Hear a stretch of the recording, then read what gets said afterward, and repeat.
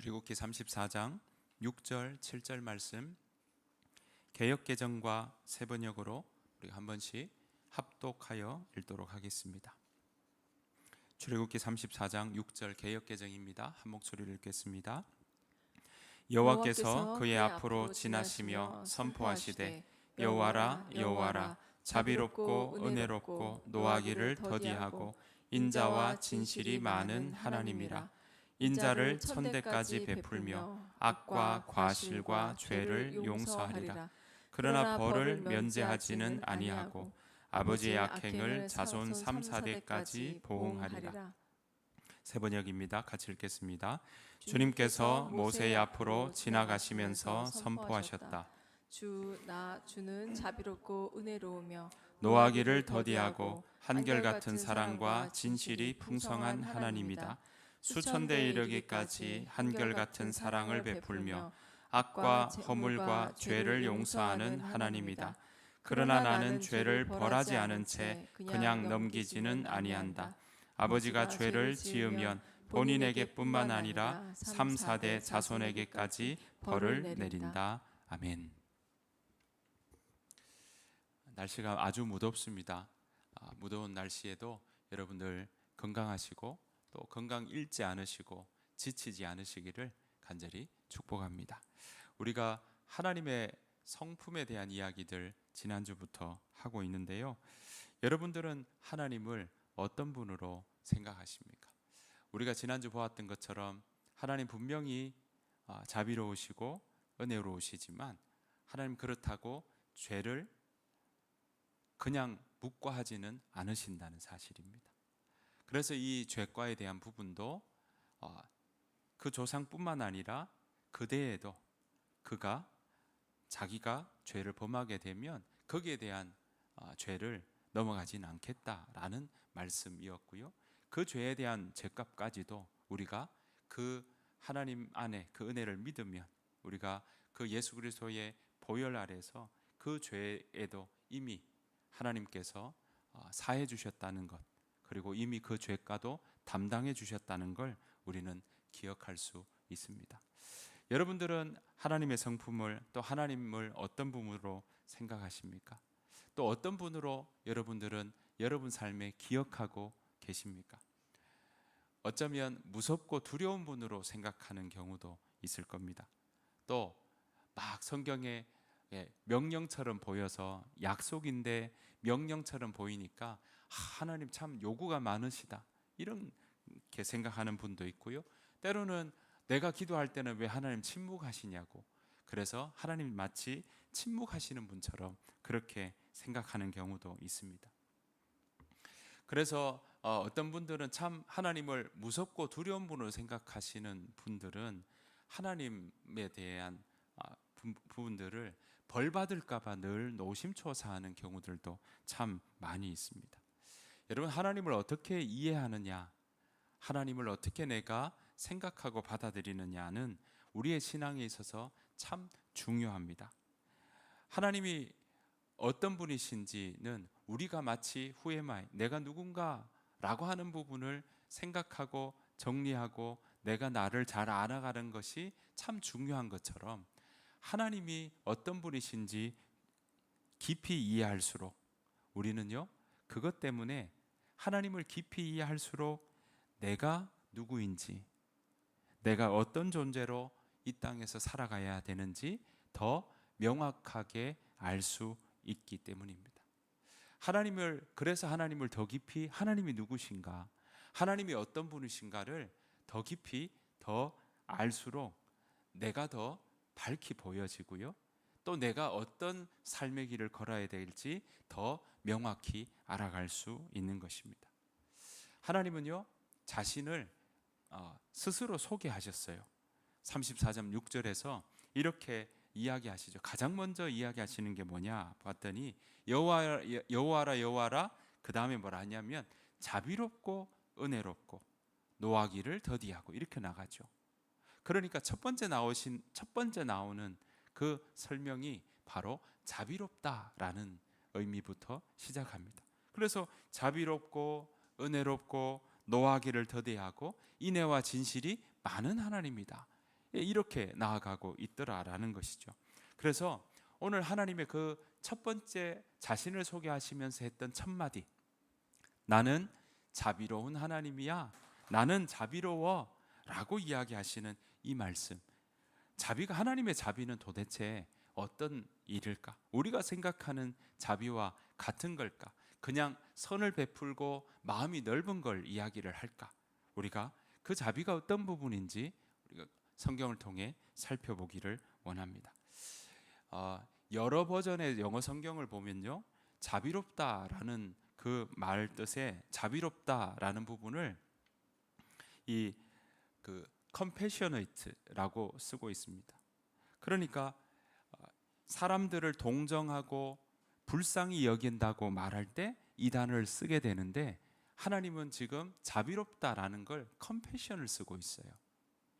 여러분, 자비롭다라는 말은요, 히브리어로는, 영어 성경은 compassion을 쓰는데 히브리어는 뭘 쓰냐면 라훔이라고 씁니다. 이 말은요, 이 자궁이라고 하는 레헴과 같은 어원을 가지고 있어요. 그러니까 어머니가 아이를 품고 있는, 뱃속에 품고 있구나, 그럴 때의 상태를, 이거를 라훔, 그런 모습으로 이야기할 수 있습니다. 하나님께서 나는 라훔하다, 나는 자비롭다, 히브리어로 나는 라훔하다 라고 하실 때 그 말의 뿌리는 엄마의 자궁인 겁니다. 그러니까 이 말은요, 어머니가 자녀를 만약에 뱃속에 있다고 하면 뱃속에 있을 때부터 보호하죠. 그럼 출산하면 버립니까? 안 그렇죠. 오히려 본능적입니다. 그런 이야기 하지 않습니까? 아이가 열이 나서 밤새 막 울 때 아빠는 그 소리를 잘 못 듣고 잘 수 있거든요. 그런데 엄마는 자질 않더라고요. 끝까지 그 아이를 보는 일들이 있더라는 겁니다. 저희 집에서 일어나는 일입니다. 저는 잘 모르는데 저희 집 사람은 그 아이를 향한 그 밤새 돌보는 부분은 그게 모성애라고 생각합니다. 그러니까 아이의 연약함을 가장 잘 알죠. 아이가 어떤 부분에 저 마음에 지금 뭐 생각하는지도 아빠도 알 수 있지만 엄마가 더 세심하게 안다는 걸 정말 세월이 가면서 더 느끼게 됩니다. 오늘 그런데 하나님은 나는 자비로워, 나는 라훔해 라고 하는 말에서 compassionate를 쓰고 있다는 이야기는 뭐겠습니까? 이건 그냥 단순히 감정적으로 불쌍하구나, 불쌍해 라는 감정적인 연민이 아니라, 엄마는 그냥 불쌍해 하고 너 약하네 그것만 느끼나요? 아닙니다. 그 아이가 열이 나면, 또 그 아이가 다치면 아이를 잡고 병원에 뛰어가고, 그리고 그 아이를 들쳐업고 나가는 일들이 있는 거죠. 그건 뭡니까? 그건 단순히 감정적인 연민이나 동정심이 아니라 어머니가 자기 아이를 품고 그렇게 돌보는 것까지 이어지는, 그것을 다 포함하고 있는 것입니다. 저희 아이가 어릴 때 막 엄마의 다리를 잡다가 싱크대에 이렇게 부딪혔어요. 그래서 찢어진 거예요. 처음 찢어진 거죠. 살이 약하니까 조금만 모서리에도 찢어져서 이렇게 벌어지니까 피가 눈 쪽으로 막 흘러내리는 거예요. 저는 그때 집에 없었고, 그러니까 저희 집 사람이 수건을 대고 아이를 덜쳐업고, 이제 그때는 막 나가서 택시를 잡는데 택시가 안 잡히더래요. 보이는 게 경찰차가 지나가더랍니다. 경찰차 세웠대요. 그래서 그 경찰차 타고 경찰 아저씨 병원 가주세요. 그게 엄마의 용기고, 이 아이를 그 아이를 돌보는 데는 물불 가리지 않는 것이 엄마의 용기인 거죠. 그러니까 하나님의 나는 라훔하다, 어머니의 자궁처럼 돌본다, 이건 단순한 연민이 아닌 겁니다. 깊이 연결되어 있죠. 깊이 책임지겠다 하는 의미가 여기 있습니다. 게다가 오롯이 품습니다. 이 아이가 어떤지 어릴 때뿐만 아니라 장성한 아이가 된다 할지라도 마치 팔순의 노모가 육순의 그 아들을 보고도 돌보는 것처럼 그런 마음들이 품는 행동으로 나오는 것처럼 그것이 바로 오늘 하나님께서 자비롭다라고 하는 의미의 이야기인 겁니다. 그러니까 하나님은요, 우리를 향해 생명 안에서 늘 내가 너랑 연결된 존재야. 그냥 감정적인 연민이 아니라 깊은 본능적이고 보호적인 사랑을 가지고 행동하는 하나님이야 라는 의미가 바로 자비롭다라는 의미에 들어있는 것입니다. 실제로 성경에 보면 어머니가 자식을 향해 자비로움이 불타오르는 장면이 있어요. 실제로 그것이 어디에 나오냐면 바로 여러분 잘 아시는 솔로몬의 재판, 열왕기상 3장에 나옵니다. 여러분 잘 아시죠? 아이가 두 사람이 거의 동일하게 아이를 낳았는데 자고 일어났더니 한 엄마의 아이가 죽어 있었죠. 다른 아이의 엄마가 있으니까 이제 아이 친자 소송이 벌어진 겁니다. 도대체 이 살아있는 애가 내 아이다, 아니다, 내 아이다, 뭐 그렇게 싸우는 거죠. 서로 자기 자식이라고 주장을 했던 거죠. 그때 솔로몬이 뭐라고 이야기합니까? 시험하려고 할 때 이 아이를 반으로 잘라서 나눠줘라. 그랬더니 한쪽에 거짓이었던 엄마는 뭐라 합니까? 좋습니다. 그렇게 딱 잘라서 나눕시다 라고 하는데 진짜 어머니는 반응을 뭐라고 이야기합니까?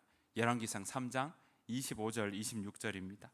왕이 이르되 산 아이를 둘로 나누어 반은 이 여자에게 주고 반은 저 여자에게 주라. 그 산 아들의 어머니 되는 여자가 그 아들을 위하여 마음이 어때요? 불붙는 것 같다. 마음이 불붙는 것 같아서 왕께 아뢰어 청하건대 내 주여 산 아이를 그에게 주시고 아무쪼록 죽이지 마옵소서 하되 다른 여자는 말하기를 내 것도 되게 말고 너의 것도 되게 말고 나누게 하라 하는지라. 여러분 여기서 그 산 아들의 어머니 되는 여자가 지금 그 아들을 위하여 이 자비가 불타올랐다, 마음이 불타올랐다. 이게 여기에서 나오는 불타오른다 하는 게 여기에서 자비를 이야기하고 있는 것이죠. 그게 솔로몬이 진짜 어머니를 판별할 수 있는, 알아차릴 수 있는 단서가 되었습니다. 그러니까 마음이 불타오르니까 지금 자르게 되면 이 아이는 죽게 되는 걸 너무나 아니까 내 아이가 아니라 하는 말을 해서라도 이 아이를 살리는 것이, 생명을 보호하는 것이 진짜 진짜 엄마의 마음이었던 것입니다. 이것이 바로 어머니의 사랑이요, 그것이 바로 오늘 하나님이 말씀하시는 하나님이 나는 자비롭다 하는 그 말씀과 연결되어 있는 것입니다. 그러니까 하나님은요, 우리 존재 자체를 그냥 동정심만 가지는 게 아니라 보호하시고 또 우리를 품고, 오늘 찬송가의 가사처럼 세상 떠나가는 날까지 우리를 인도하시기를 원하시는 것이 바로 하나님의 마음이시다는 거죠. 이런 하나님의 자비는요, 성경의 곳곳에 나옵니다. 신명기 말씀 보시면 이렇게, 신명기에도 이렇게 나오는데요, 하나님께서 우상을 숭배했던 도시를 멸하면서 멸망한 도시에 대해서 말씀하면서 이스라엘 백성이 회개하게 되면 어떻게 되는지 이렇게 말씀하십니다. 신명기 13장 17절 말씀입니다. 그 성에서 나온 물건 가운데 하나라도 가지지 마시오. 그래야 여호와께서 분노를 푸시고 여러분에게 자비를 베푸시며, 이때 자비가 라훔이라고 적혀 있습니다. 여러분을 불쌍히 여기실 것이요, 그리고 여러분 조상에게 약속한 대로 여러분 나라를 번성하게 하실 것이요. 여러분 여기서 자비를 베푼다라는 표현이 바로 라훔인 거예요. 백성이 돌아올 때 하나님은 그들을 다시 품에 안으신 것처럼, 아무 일도 없었던 것처럼 안으신다는 거죠. 마치 탕자를 안으시는 것처럼 갔다가 돌아왔을 때 거기에 대해서 너는 이제 나랑 끝이야 라고 하는 것이 아니라 다시 마치 아무 일도 없었던 것처럼 품어주시겠다라는 것입니다. 이러한 모습은요, 실제로 하나님은 이렇게 자비를 베푼다는 의미뿐만 아니라 또 솔로몬의 이야기도 그냥 당대의 어떤 재판의 일이지만 하나님이 당신에 대해서 이렇게 직접적으로 어머니로 비유하시는 장면들이 있습니다. 이사야 49장 15절 말씀인데요, 이건 같이 한번 읽어보도록 하겠습니다. 이사야 49장 15절 말씀입니다. 시작. 어머니가 어찌, 이사야 49장 제가 읽겠습니다. 어머니가 어찌 제 젖먹이를 잊겠으며 제 태에서 낳은 아들을 어찌 긍휼히 여기지 않겠느냐. 비록 어머니가 자식을 잊는다 하여도 나는 절대로 너를 잊지 않겠다. 어머니가 어찌 제 젖먹이를 잊겠냐. 그렇죠. 엄마는 자식을 잊을 수가 없습니다. 엄마는요, 가슴에 묻어도요, 그 아이를 먼저 보내는 일이 있어도 결코 잊지 못하는 것이 엄마의 마음입니다. 오늘 이렇게 이야기하죠. 어머니가 자식을 잊는 일이 혹시 있다 해도 나는 절대 너희를 잊지 않겠다라고 하시는 거죠. 여기서 나오는 이 긍휼이라는 표현이 바로 자비, 라훔이라고 나오는 그 단어와 연결되어 있습니다. 이사야서 후반부에도 이런 표현은 곳곳에 굉장히 많이 나옵니다. 하나님의 성품을 어머니의 자비와 동일시하거나 그보다 더 깊다고 표현하는 것입니다. 이 자비는 단순한 감정이 아니라 관계에서 비롯된 헌신입니다. 그러니까 이건 그냥 감정이 생기면 도와준다 이런 개념이 아닌 거예요. 철저히 어머니와 아이와의 관계가 아예 생겨서 그 관계가 끊어지지 않듯이 하나님은 우리를 그렇게 보시고 그 관계가 끊어지지 않는 것으로, 그래서 어머니가 그 아이를 위해서 정말 모든 사랑과 열정과 힘을 다 쏟던 것처럼, 그렇게 헌신하는 것처럼 하나님은 우리를 위해서 그 관계를 끊지 않으시고, 우리를 지으신 그 하나님이 우리를 놓지 않으시고 포기하지 않으시고 끝까지 우리를 붙드시고 세상 끝날까지 우리와 함께 하시겠다라는 것입니다. 그때의 말씀이 바로 나는 자비롭다라고 말씀하시는 것이죠. 그것이 바로 하나님과 우리가 깊이 연결되어 있고, 그 관계를 하나님은 결코 놓지 않을 거야. 네가 나를 놓는다 하더라도 나는 너를 결코 놓지 않을 거야 라는 선언으로 우리는 받아들여야 된다라는 것이죠. 여러분, 하나님은 그래서 아브라함과 언약을 맺고 이삭과 야곱과 또 요셉과 함께, 그들과 함께 약속을 맺었던 그 하나님은 그 언약을 결코 잊지 않으셨습니다.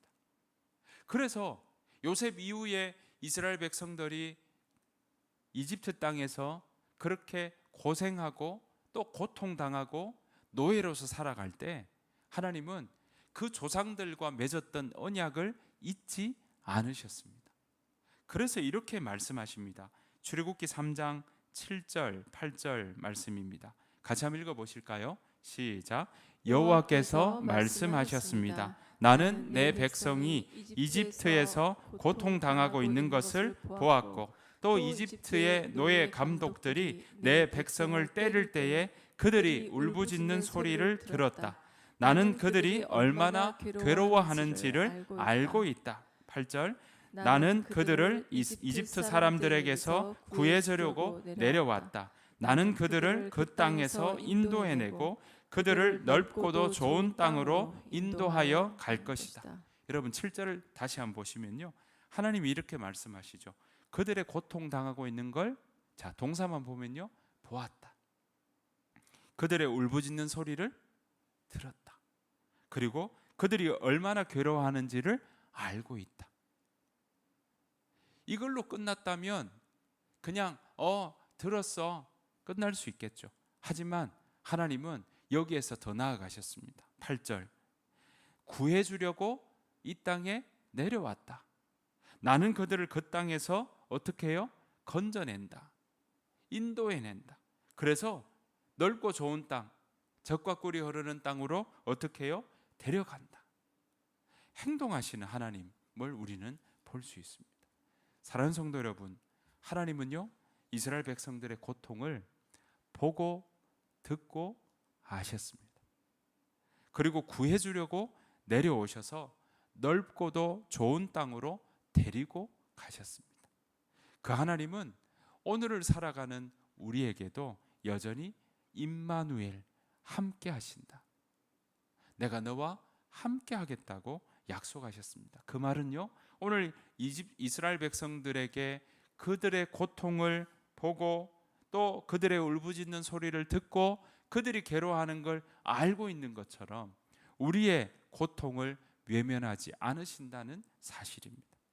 우리 각자가 가지는 괴로움, 우리가 각자가 가지는 어려움, 우리가 각자 가지는 그런 근심에 대한 부분을 하나님은 보고 듣고 알고 계신다는 사실입니다. 하나님은 그저 듣고 계시지만 않으십니다. 오늘 보셨죠? 보고 듣고 알고 그들을 위해서 뭐 합니까? 내려와서 건져내요. 그래서 인도해서 데려가려고 하는 것이 바로 하나님의 마음이십니다. 마치 어머니가 아이를 보호하듯이 그렇게 보호하시고 인도하십니다. 온 생명을 다 주어도 아깝지 않다고 여기는 것이 부모의 마음입니다. 아이를 위해서 생명을 다 주어도 내 생명이 끊어지는 한이 있더라도 아깝지 않다고 생각하는 것이 부모의 마음. 우리가 곳곳에 보면 어떻습니까? 어떤 경우 불이 났는데 아이를 덜 참고 어떤 경우에는 그 아이만 살리려고 엄마가 그 아이를 품에 안고 이렇게 지켜서 아이만 사는 경우도 있지 않습니까? 그게 부모의 마음이거든요. 엄마의 마음이거든요. 그 마음으로 하나님은 우리와 함께 하십니다. 아이가 처음 뒤뚱뒤뚱 걸을 때 마치 자기 혼자 걷는 것 같고 또 자라면 다 내가 알아서 할게, 내가 알아서 할게 라고 할 때도 다 혼자 다 알아서 하는 것 같지만 그 뒤뚱뒤뚱 걷는 뒤에는 그 엄마는, 그 부모는 그 뒤에서 한시도 눈을 떼지 않습니다. 그것이 바로 부모의 마음인 거죠. 그 부모의 마음이 오늘 하나님이 나는 라훔이다. 그 자비로우신 하나님의 손길로 하나님이 우리를 붙잡고 가시겠다고 말씀하고 계시는 겁니다. 그 하나님의 손길을 붙잡고 우리가 그렇게 걸어가는 저와 여러분들의 삶이 되시기를 간절히 축복합니다. 자비에 대한 개념이요, 이렇게 구약의 곳곳에 나오는데 신약에서도 하나님이 자비로우시다는 건 더 분명하게 나타납니다. 대표적인 예가 누가복음 7장에 나오는 나인성 과부에 대한 이야기입니다.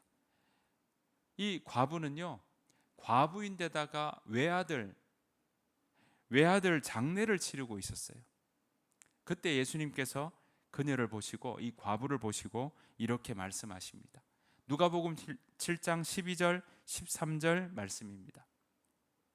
예수님께서 성문 가까이 이르렀을 때 죽은 사람이 실려 나오고 있었습니다. 그는 과부의 하나밖에 없는 아들이었습니다. 마을 사람들이 그 과부와 함께 있었습니다.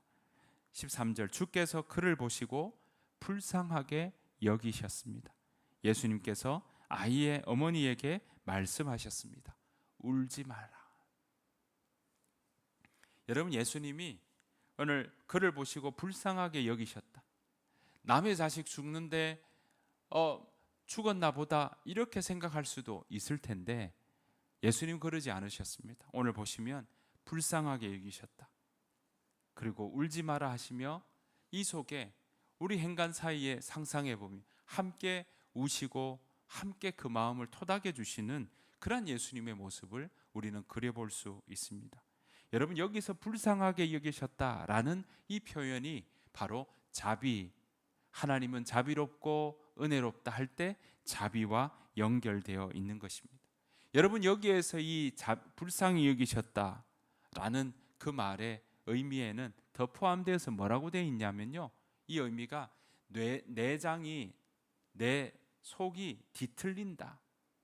그러니까 그만큼 그걸 보고 아무런 감정이 있거나 입으로만 얘기하는 것이 아니라 내 마음이, 속이 다 뒤틀린다, 내장이 뒤틀린다 라고 하는 그 감정까지 여기에 담아 있는 겁니다.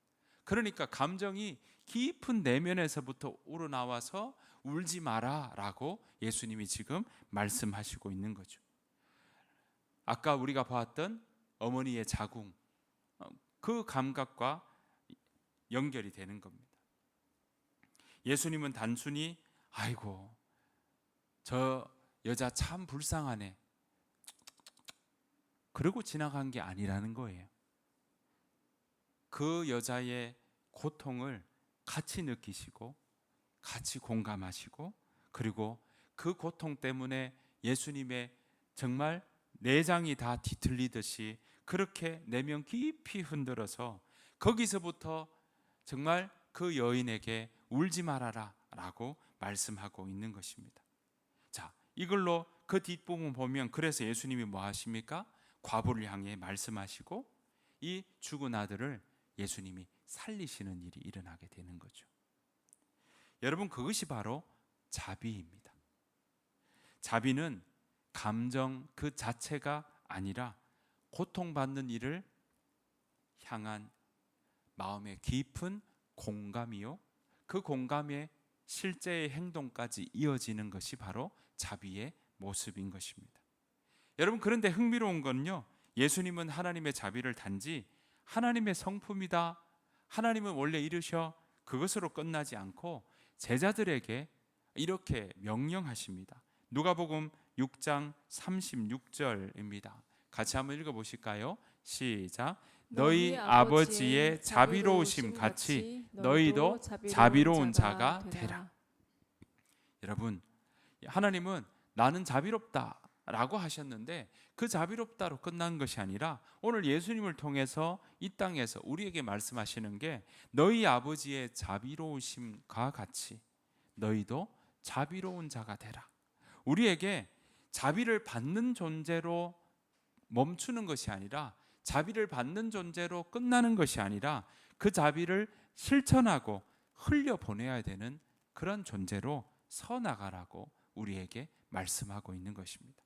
여러분 우리가 하나님의 성품을 자비로운 성품을 단지 이해하는 것을 넘어서 우리의 삶 가운데 우리 또한 자비로운 삶을 살아가라고 우리에게 말씀하고 있는 것입니다. 여러분 우리가 하나님의 자비를 경험했다면 그 자비는 우리 삶 속에서 다른 이들을 향한 행동으로 그렇게 이어질 수 있다는 것입니다. 그것이 바로 하나님의 성품을 닮아가는 삶이고요, 출애굽기 34장 6절에 나오는 나는 자비로운 하나님이다, 나는 라훔이다 라고 하시는 그 이유와도 연결되는 것입니다. 문제는 우리가 사는 세상이 자비가 그렇게 호락호락하지 않다는 게 문제입니다.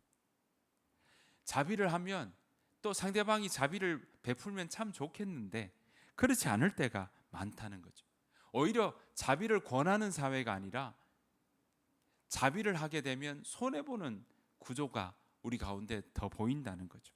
오히려 더 경쟁하고 자기 권리를 주장해야 되고 또 강해야 살아남지 약하게 되면 기준에서 탈락하게 되고 떨어지라 그러고 그래야 내가 산다고 하는 세상 속에서 자비롭게 산다는 것, 자비로운 자가 된다는 건 정말 어려운 조건이고 어려운 일들처럼 보이게 된다라는 것입니다.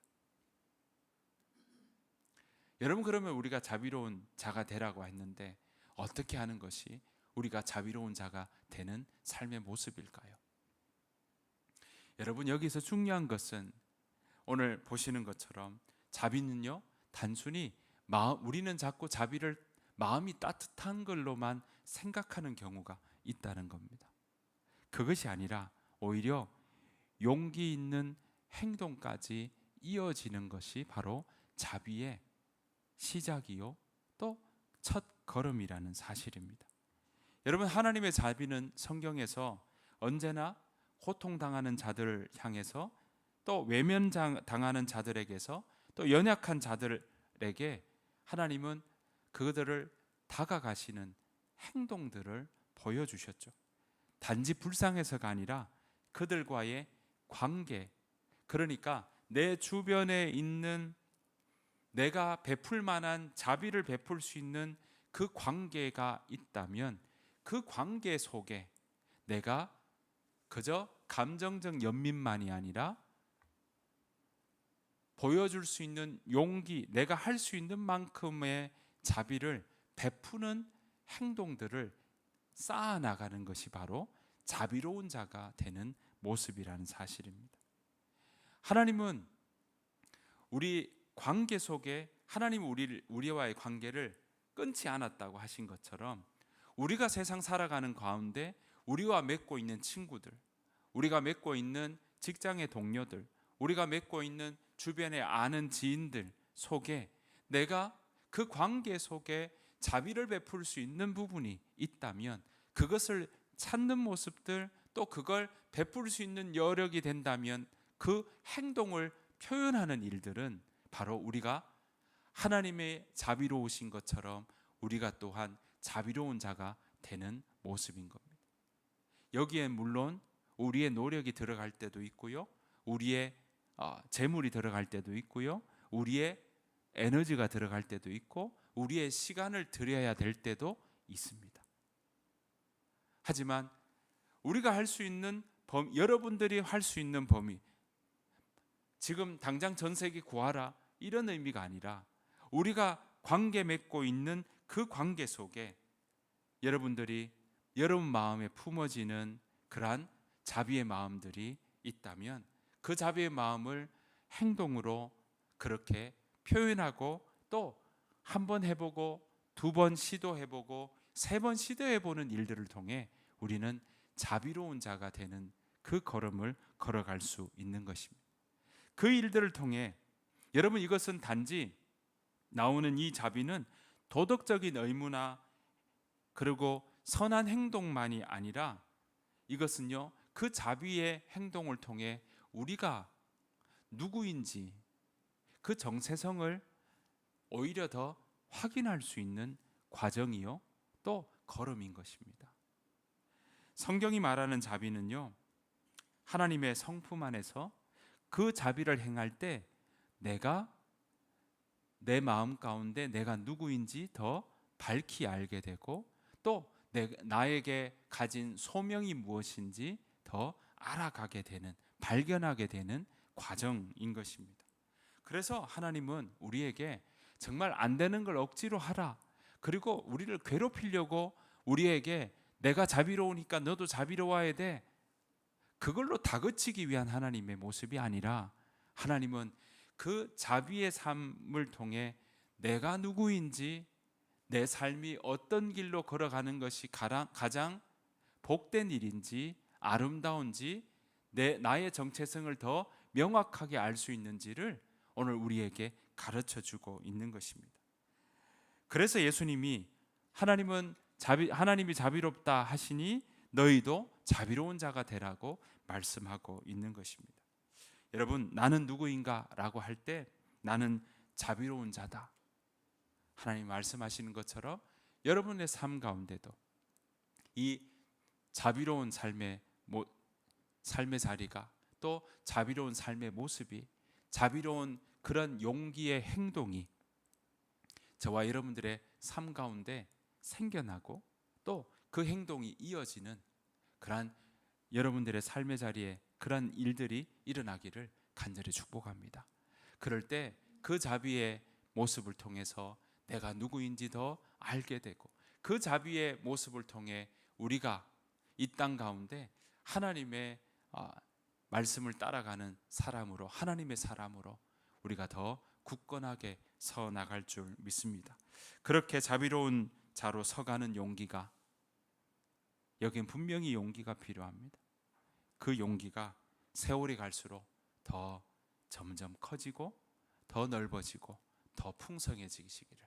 그래서 여러분들의 삶 가운데 자비가 풍성해서 그 자비로 인해서 주변의 사람들마저도 하나님이 어떤 분이신지, 또한 여러분들의 삶, 여러분이 어떤 사람인지 주변 사람들이 그렇게 선명하게 알아지고, 내가 어떤 사람인지 정말 여러분 자체가 스스로 그 말에 내가 누구라고 명확하게 대답할 수 있는 그런 저와 여러분들의 삶이 되시기를 간절히 축복합니다.